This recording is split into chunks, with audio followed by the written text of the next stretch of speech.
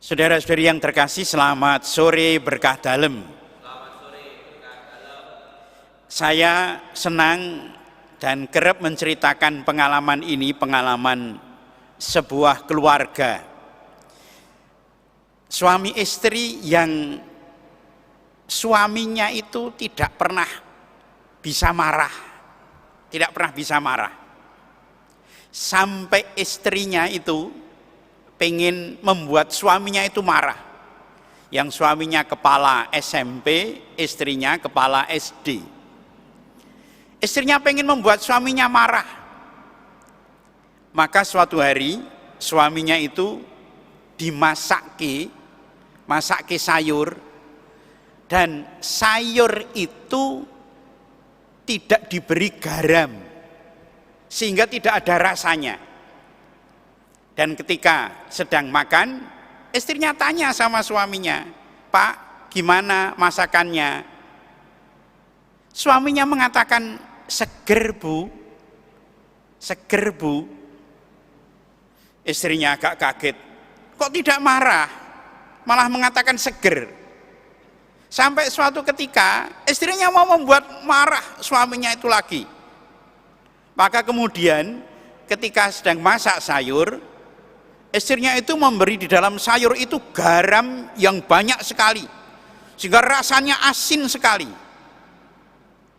Tetapi ketika sedang makan itu, istrinya bertanya kepada suaminya, "Pak, bagaimana rasanya sayurnya?" "Ngelawui, Bu." Ngelawui itu bahasa Indonesianya tidak ada. Pokoknya enak banget gitu, pokoknya enak banget itu. Ya. Pengen tanduk, pengen nambah lagi, itu ngelawui. Ya.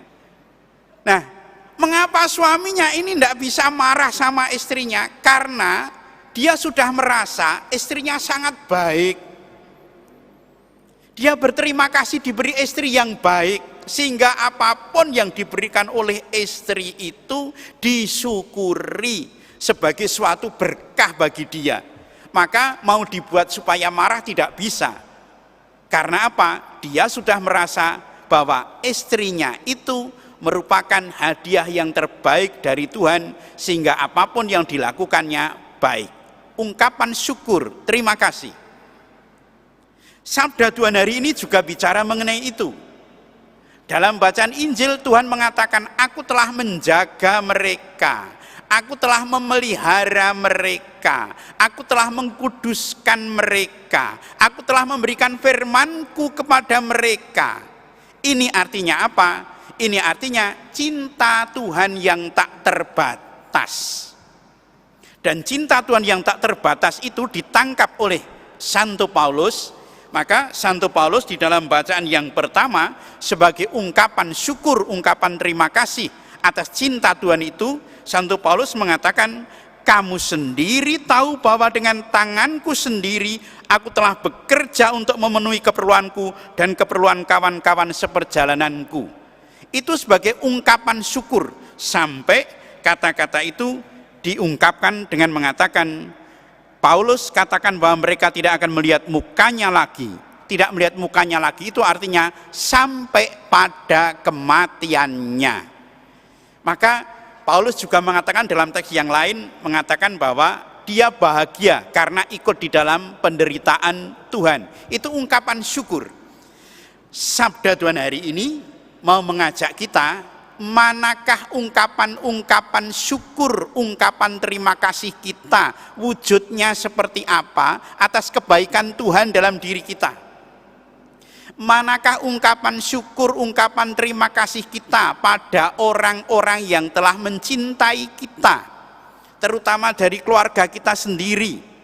Ungkapan syukur terhadap istrinya, terhadap suaminya, terhadap orang tuanya, terhadap anak-anaknya. Apakah ada itu ungkapan syukur? Dan kalau ada, bentuknya seperti apa?